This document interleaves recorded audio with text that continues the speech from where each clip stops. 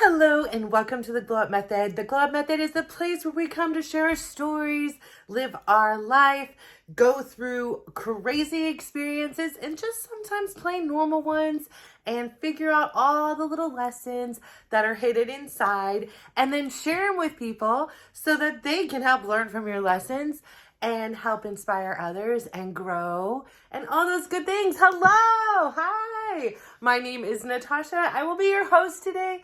I'm so privileged and honored and grateful to be here today. Oh my word, always something. So today I really wanted to get into the topic of habits. You know, for me in my journey, what I have learned is I am definitely a creature of habit. I loved having my kids home for the summer, but on the same turn, it was this chaotic experience because all the routines were out of whack. There weren't routines. The routine was to have no routine. And kids started going crazy. Moms started going crazy. And I remember towards the end of summer always feeling like, hallelujah, hallelujah. They're going back to school, yeah. And even though that had its own source of chaos, right? Getting kids to school, packing lunches, all, having to wake up at a certain time, picking them up, having my kind of freedom taken from me. I also gained so much, right? I gained freedom in the sense that they weren't there 24 hours a day, taking up space, that I just had peace and quiet in the house, and I knew what to kind of expect except for, illness and all these other things. So as you can see, I'm still not home. My house right now is has, the majority of the people in there are sick, and I quite honestly am I want to be healthy. So I didn't want to be, I keep popping in, a couple times a day, make sure there's food, there's juices, there's all the things that they need. But for now, I am not home. I am staying far, far away from any of the illness. And as a result of that, my habits are a little bit out of whack. I find myself eating out of my windows that I usually eat. I'm hungry all the time. I'm actually really kind of just tired and, just kind of unmotivated to do some of the things that I traditionally do and I have to get done. But yet there's this sense of gain because there's all these new things like enjoying the beautiful weather outside, taking walks, eating at restaurants, making plans to go somewhere tomorrow that's, a little bit out of town, so there's some of my habits that kind of are at my foundation are a little bit out of order. I'm living out of a bag, a couple baggage, luggages. And it's, I go from my gym to here to there. I feel like I kind of don't have a home base. I'm not homeless, but I have lots of homes right now, actually. But I have my car is filled up with things, I'm traveling here and there. I need, thinking about what am I going to need tomorrow? What am I going to need later today? And so it makes me realize the importance of habits in my life. It's fine and dandy to take a break or have a slip up or, do whatever, make that conscious choice. Like today, I woke up and I was really lazy. I just wanted to lay in bed. And today I woke up and I was really hungry and I wanted to eat. And so I did. I did those things and I did it without regret. And I did it without beating myself up or questioning, why is it you're hungry? Why is it you're not motivated to go 110% every single day? And I just kind of honored it and leaned into it. And I was like, all right, this is where I am today. This is what we're going to do. But it really, again, reminds me of the power of habits. Some habits stay. I'm still get up and brush my teeth. I still take my showers. I still, do some of those fundamental things. But here are things like the meditating and meditation comes in a different form. Today for me, meditation came in lying in the bed and looking out the window. It was a very different kind of experience than my regimented habits. My habits is I'm still getting my steps. I'm still going to the gym. So some habits are kind of in the default system. They're my right hand and I don't usually fray from them. I don't usually stray. I, want to do those things. Other habits are a little bit on the wonky side, which is fine. I think it's good sometimes to not only embrace and start your habits, right? Like sometimes it's hard to get a habit to become a habit. You know, you may want it, you may have the goal. It could be a financial habit, it could be a relationship one, a career oriented one. Whatever this habit is, sometimes they're really hard to get them started. But what the science shows and what my own experience shows is by starting really small is the easiest way to create the foundation of a successful habit in your life. One other thing that really works for me in creating habits is priming my environment. So I talked yesterday about my gratitude. I love my gratitude jar. That's one thing. My gratitude jar isn't here with me. So I don't have my Post-it notes and I don't have my gold pen and I don't have my jar with me and, you know, have my environment and primed where I'm seeing it next to my bed every night and writing it on there. So it has to be this conscious thing where I have to be like, okay, let me go into, you know, my notes app and let's write what I was grateful for. So it's not that I'm not grateful. It's just sometimes when you get out of your, you know, your environment, your habits are kind of connected to it. And it's great, right? Like priming your environment, if this is where you are, it's great, right? I leave my toothbrush in a certain spot. You know, when I was doing the exercise where I would use it with my left hand, I would place it on the left-hand side versus the right-hand side. You know, making these little adjustments in your life. It seems like nothing really, but then it takes the thinking out of it. A lot of the trouble we come into when we're doing our habits is the thinking part. It's like we just don't think about it or we're overthinking it. So if we start to create systems that make your habits really easy, it makes so much more space for you to experience success.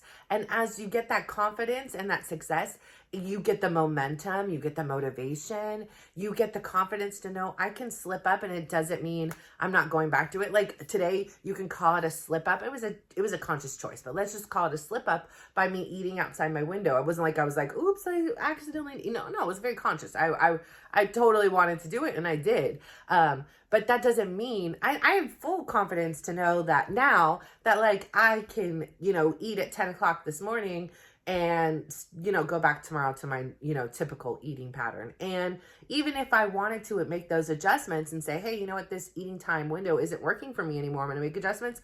I have the confidence to know I can do that as well. You know, in the beginning, when I was creating the habit of intermittent fasting into my lifestyle, I didn't have that confidence. I needed to be very, very strict and I needed to be very strategic and everything was like all or nothing and it had a lot of anxiety around it. And when I started to release that and know that the success is defined by me, you know, making my best efforts. And some days my best efforts may mean I succeed at, you know, achieving this goal, this lifestyle habit that I want. And some days it may mean I don't. And it doesn't mean I'm a bad person. It doesn't mean I am, you know, unworthy. It doesn't mean I'm unlovable. It doesn't mean I'm a failure. It just simply means I'm meeting myself where I am in that particular day of my particular life.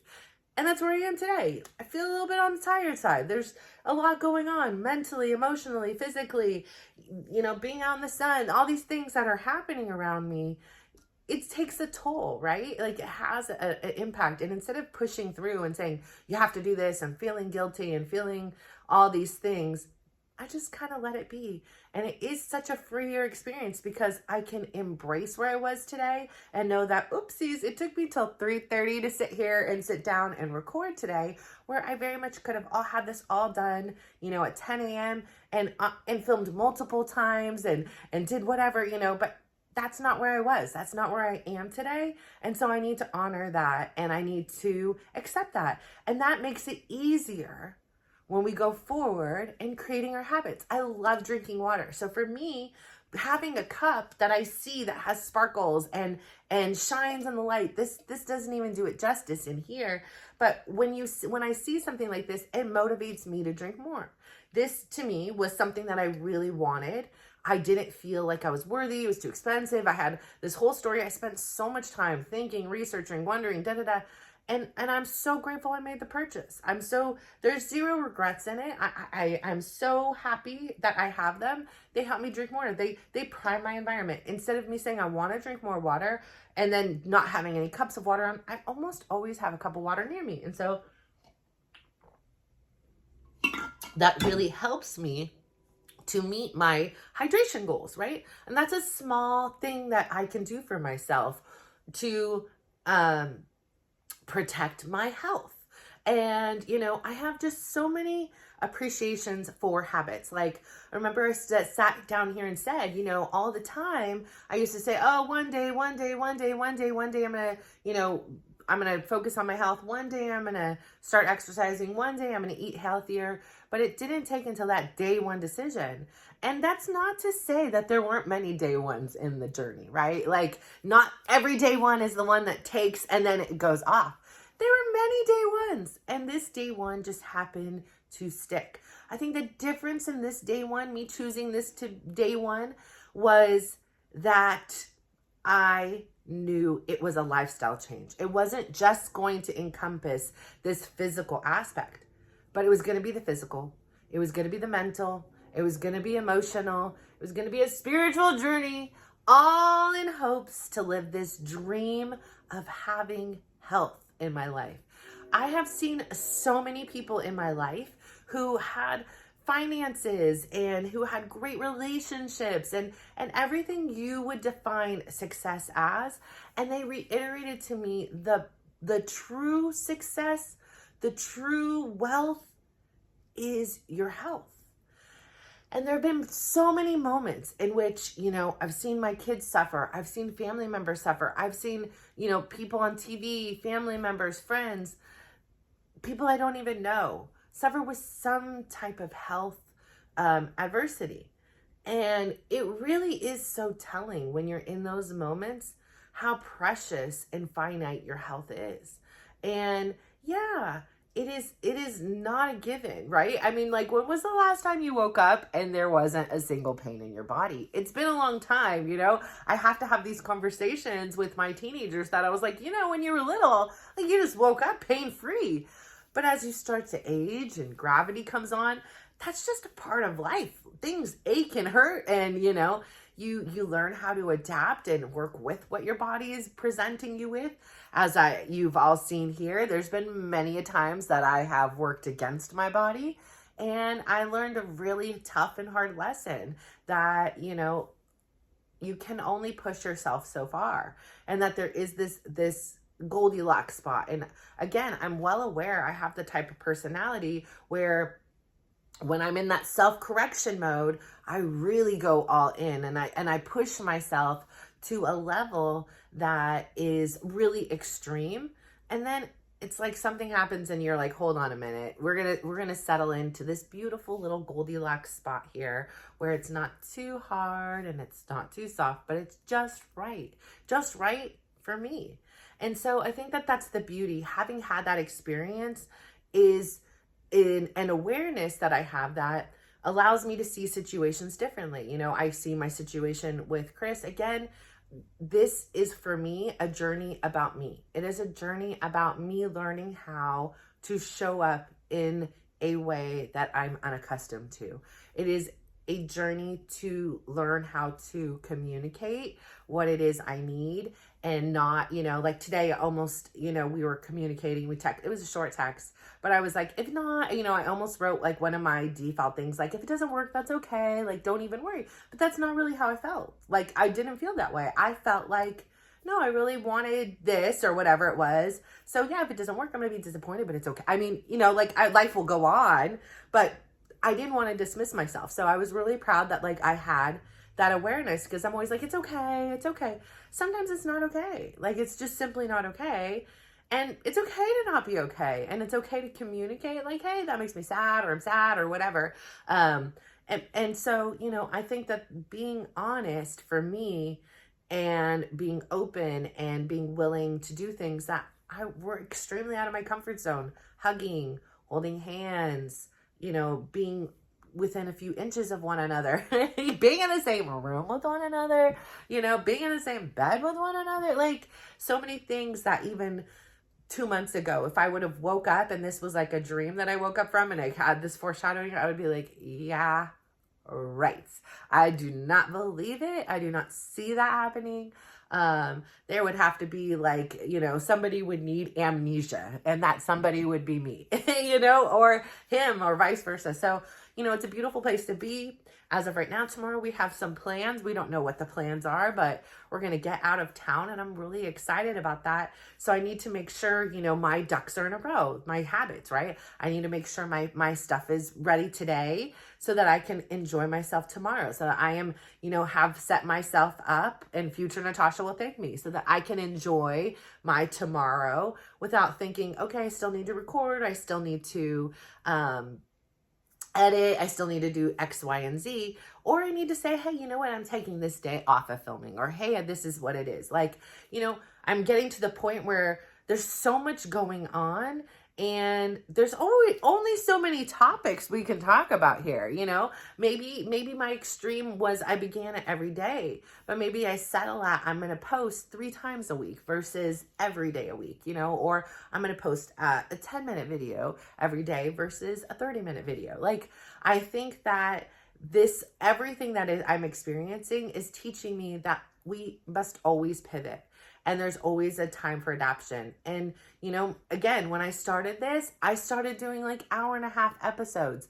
That is crazy, ungodly. Like I said, I passed out watching them. So how can I expect anybody else to sit down and watch them with me? So I really want my content to be something of value to you, something that, it teaches you that I'm a human and you're a human, and I am a flawed human at that, but I show up every day doing my best, trying to help the people around me to see how beautiful, how amazing, and how capable they are. And sometimes, like I was in my journey, I was just simply lost. I didn't know this information was out there. I didn't know these things were possible. It was like I just simply didn't know. I was just kind of meandering in my existence until I met the right people and I learned the right knowledge, and the wisdom was shared with me, and I was in the right place to receive it. And I started seeking books and mentors and gurus, and I just wanted to absorb everything that they said and apply it to my life. And then after I knew I could confidently apply it, I can now confidently share it with my children, with you, with friends, with, family members, whoever will listen, because I know how dark and low I was. Like, it was just unbearable, and it was so lonely in there. I often refer to when, I was in my place as I was in a dark well. Like, for me, that was the best description. And I can visualize it. It's a well, and there's like water dripping it slowly, and it's cold, and there's like even moss growing on the rocky walls of this well. And I'm down here, and it's dark, and it's way up, and you can see the light. Like, it's not like you can't see the light in my well. You can see the light. You just don't even care. It's like you just don't even want to go there. Like, there's just no energy. It's just like, whatever. I will just sit here and die in this well. I just don't care. I just don't have the effort, the energy, or any of that. And so, having lived so many of my days in that well, a lot of the times I would try to escape the well, in a sense, by being so busy in everybody else's life. I, didn't have the time to reflect on the fact that I was sitting in this well all alone. And I didn't want to ask for help. I didn't care for help. I didn't want it. I just wanted to sit in there.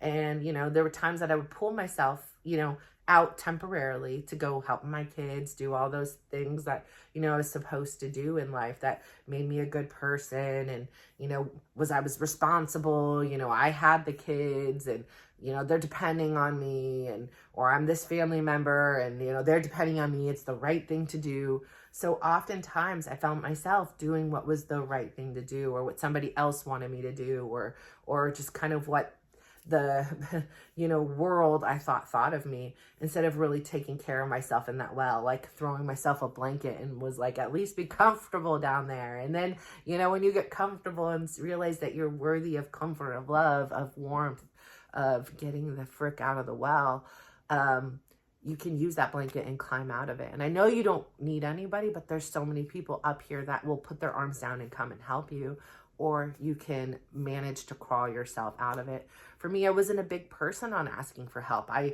was like, I'm fine. Everything's good. Everything's fine. It's fine. It's fine. I don't know what this term toxic positivity is. Quite honestly, I only had heard of it recently. And I still really don't know what it is. Haven't done anything. But if I could say anything, perhaps that's maybe what I was then, was like a toxic positivity, because I wasn't really positive. I mean, I was positive. I was always had this sense of me, but like I was just faking it so that I could just show up the way without stressing anybody else out to be. I didn't want anybody to worry about me or any of those things. And so I really wanted to climb out of the well myself. I needed to do it. It was an experience I needed to climb out of. And I slipped on that moss a lot. And there were times I found myself way back in the bottom of the well once again, but I kept going. And so, you know, one of the habits became I would get out of the well. Like, that is a habit. You don't have to stay out of the well today, but you got to get out of the well today, and you got to see the sun today. And, you know, something about seeing the sun and getting out of the well each day for me, as I would explain it, gave me the courage to say, okay, well, this is my bare minimum. I have to do this. Just like I have to brush my teeth and I have to take a shower. Like, these are my foundations. And I often found once I brushed my teeth, once I took my shower, once I got out of the well, I didn't really want to go back into the well. I saw this whole world a little bit different. And so those habits really helped me create this life I wanted and to become the person that I am today. And I am still flawed. Like I said, I am still haunted by what has transpired between my daughter and I since Christmas. Like, I never in a million years, when Chris left on Halloween in the way and manner in which he did, would think that I would be close with Chris and not with my daughter. My daughter really helped me a lot in that time. And in a lot of ways, she didn't need to help me. And in a lot of ways that maybe that harmed her and didn't help her. You know, I was also there to help her and listen to her vents and her frustrations about the situation. And she's always been this weird third person in this relationship. And so I can understand why she doesn't want us to be together. She probably just wants peace and to be like, I don't want to hear either one of you anymore, right? Like, I get that. But on the same turn, it's devastating. Like, it's absolutely devastating to me. I mean, this morning I sent her another very nice text. I mean, I text her all the time and she very rarely answers me. I talk to her all the time. She very rarely answers or responds more than one word, you know, and, for the last few days, I've sent her some really vulnerable and open texts, and she's declined, you know, talking, you know, things like, even when I go home, she'll like go to the bathroom or leave the house or whatever. She doesn't want to be in my presence. So I try to not be there as well for her, for that, like, to have some peace. But on the same turn, I have to still be there for my other kids. Just because you don't want me here, it doesn't mean I can't be here in the house in which I pay the bills, you know? I'm still the mom. And so, you know, it's really, really challenging to have that experience for me. But my habit is I say goodnight to my kids every night. And if I'm not there in person to say goodnight, I will call, I will text, I will do whatever it is to say goodnight. That's part of me and my habit. That's what feels good for me and feels like I'm doing something to nurture that relationship and let them know I love you. And if anything happens, I don't, you know, like, I'm not saying this in my text, but if anything happened that night and I didn't wake up, at least I know I said I love you to them one last time. And that's an important thing for me. I treasure those moments. You know, I treasure those moments that I spent with my uncle. I treasure those moments I spent with my auntie and my grandmas. Like, those are really, really, really impressionable people on my lives. And I know I'm an impressionable person on them. And so, you know, I really wanted to communicate with my daughter to be like, what is it you want? Like, you know, I know I'm a good person. I know I'm a great mom. And I know that I make mistakes. And, you know, if you don't want to have a relationship with me at this time, I want to respect that. But if you do, like, I miss you and I love you and I'm flawed. Like, I didn't handle things perfectly and we didn't communicate perfectly. And I know you really wanted to get your way. And I know in some ways I really wanted to get mine too. I wanted to have my family together. Like, I wasn't ready to let that go. And I still am not. And our family looks very different right now. And perhaps in a few months, it will look more like I had always wanted it to. I won't even say it'll look like it used to, because I hope it never looks like it used to. I want it to be better. I don't want to go back and be with Chris and be who we were. I just don't. And I don't think he wants that either. I want to be the best versions that we can be. And I think that life and where we are in our lives may help that, right? The stresses of having 4 little kids or sick kids, I mean, beyond, illness, flus and things like that, like heart sickness, brain tumor sickness, heart surgery sickness, like heart failure sickness,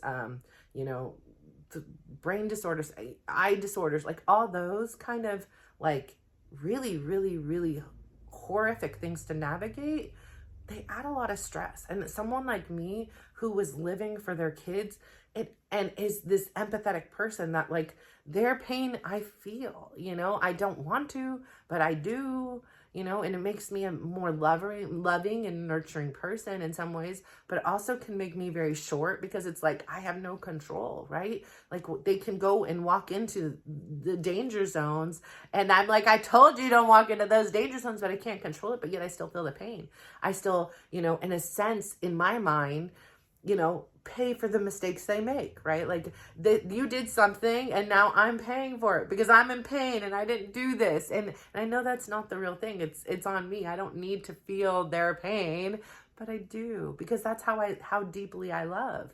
I feel the people I let into my small circles, joy, their pain, their anger. I feel it all with them. Like that is part of who I am. And so, I feel my daughter's pain right now. I feel her sense of like rejection and disappointment and just all the things that she feels. And I hope that she can understand that I'm doing things, I'm creating new habits. And these habits for me are what I want to be like as a partner. And I'm never focused on that. Being a partner was something I wanted and expected from other people. And I showed up in the little ways I could when I wanted to, but I never did it on a consistent basis. And learning how to do that now, I'm reaping enormous rewards as of right now. And it makes so much sense, right? Like you put in the time, we talk about it here with anything else, with my weight loss, with my health, with my exercising, with my finances, with my relationships, all those things, anything you want, you put in the time and the effort and you give it like you're 100%, regardless of what will happen. You invest your money in the stock market, regardless of what will happen. You do your research, you do your best, and you don't focus on what the outcome is. You focus on the journey, you will have success. And that is what I'm feeling and experiencing in this relationship right now. And it is such a pleasant reminder because it's everything I always knew and never wanted to apply. And it took chaos for me to say, yeah, you also had a role in this. And it's easy to sit here and blame him for being who he is, but who are you? And so again, like I said, I figured out my why. My why is I want to know, can this relationship work if I do everything in my power to show up as a better partner, lover, friend, spouse, significant other, whatever you want to call it. And that doesn't mean that it's going to work. That doesn't mean that things aren't going to come up. It doesn't mean that he would even want to be with me. None of those things are there a guarantee. It's part of the journey and the process. And I'm growing. And the fact that I am growing and I'm creating these habits in a relationship, I'm winning. That is everything I could ever ask for. That brings me joy. That brings me joy to know that I'm doing that. So I say all this to say, what habits can you either start, and I'm telling you, tiny, micro, small start, or which ones can you enhance? Which one can you really grow on and really solidify as part of your day and your lifestyle existence? They are such an important factor in any success that you're going to experience. And the more you do them, the more natural they become and the less you have to think about it. They become part of that default system. So think about it. I mean, you have so many habits. Go look where your toothbrush is. I guarantee you it's on the side of your dominant hand unless you're consciously thinking and putting it on your non-dominant hand. There's so many things that we do and we don't even think about. I bet the way you get in the car, you probably put the right foot down, the same foot in, the same foot out. We are creatures of habit, and we are the masters of creating good habits or bad habits. So I want you to go out there today, create habits that go forward and help you to live the life that you are proud of. So it's so good to see you. Thank you. Go out there today, give somebody a big compliment, give them a big smile, and watch them glow up. Bye.